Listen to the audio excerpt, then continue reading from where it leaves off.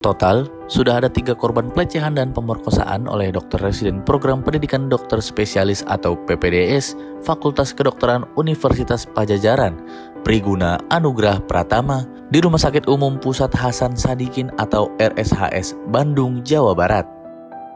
Direktur Reserse Kriminal Polda Jawa Barat Komisaris Besar Surawan menyatakan modus yang dilakukan Priguna terhadap semua korban pun sama. Ketiganya mengaku dibius hingga tak sadarkan diri.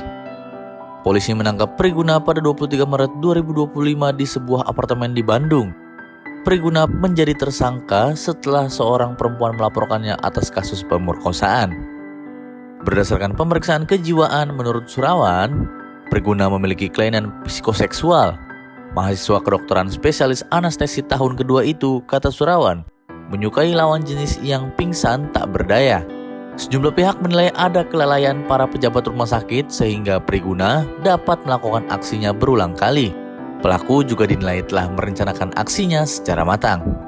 Psikolog forensik Reza Indragiri Amaril menduga Priguna memang telah berkali-kali menjalankan aksinya.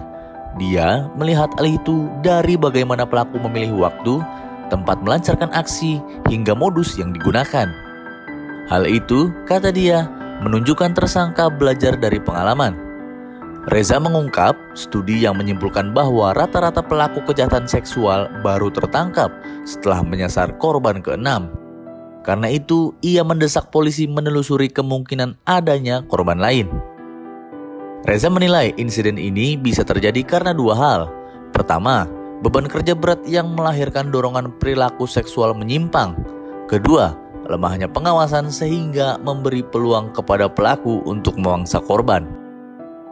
Dari kedua hal itu, Reza menilai polisi juga harus menyoroti sistem pengawasan di RSHS.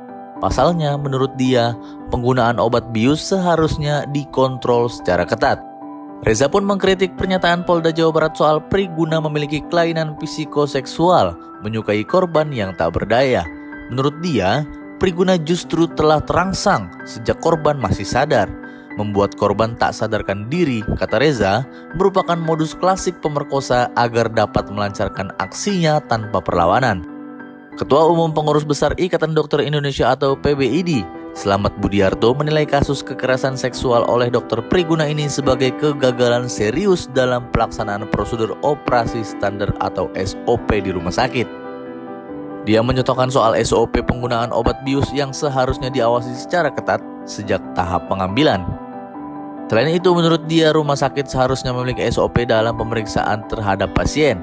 Saat dokter memeriksa, menurut dia seharusnya terdapat pula tenaga kesehatan lain yang hadir untuk mengawasi.